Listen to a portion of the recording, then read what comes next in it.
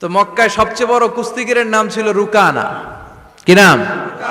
বিশ্বনবী একদিন ফজরের সালাত শেষে লুকিয়ে লুকিয়ে মক্কার সবচেয়ে বড় বক্সার চিনেন তো, তিনি মক্কার সবচেয়ে বড় বক্সার রুকানার কাছে চলে গেল, যে বলল, রুকানা আসলিম তাসলাম, ইসলাম মানো শান্তিতে থাকবা, দুনিয়ায়ও থাকবা আখেরাতেও থাকবা। সুবহানাল্লাহ পড়েন। রুকানা বলে, না আব্দুল্লাহর বেটা মোহাম্মদ, আমি তো কালিমা পড়বো না, যদি বক্সিং খেলে আমারে হারায় দিতে পারো তাইলে কালিমা পড়ু। বিশ্বনবী বললেন, আমি তো বক্সিং খেলি না রে বাপ। রুকানা বলল, তাহলে আমিও কালেমা পড়ি না। বিশ্বনবী রাজি হলেন। অবশেষে ভাবলেন, আমি বক্সিং খেললে একজন যদি জাহান্নাম থেকে জান্নাতি হয়, বক্সিং খেললে সমস্যা কই? বিশ্বনবী রাজি হলেন। এবার বক্সিং খেলার পালা। রুকানা হাফ প্যান্ট পরে গায়ের মধ্যে জাইতুনের তেল মেখে এভাবে লাফাচ্ছে। আপনারা রেসলিং খেলা দেখছেন? তেল মেখে পজিশন নেয় মারার জন্য প্রতিপক্ষকে। তো বিশ্বনবী তার পজিশন নেয় না, বিশ্বনবী দাঁড়িয়ে আছে।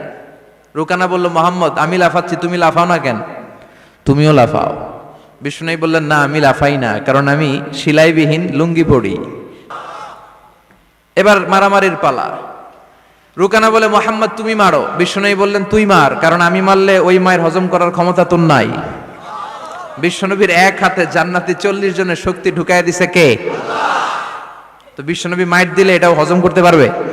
কথা কর, পারবে না। এখন রুকানাও মারে না, বিশ্বনবীও মারে না, খেলাও শুরু হয় না। এখন রুকানা বলে, মোহাম্মদ তুমি মারো।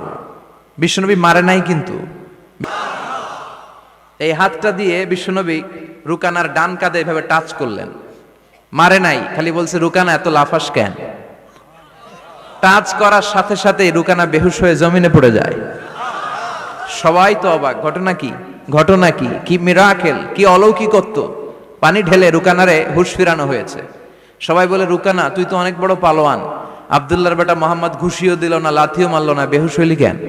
রুকানা বলে, আরে তোরা তো দেখোস নাই, তোরা দেখেছিস মোহাম্মদ হাত দিয়ে ধরেছে, আমার মনে হয়েছে বিশাল পাহাড় এসে কাঁধে চেপেছে।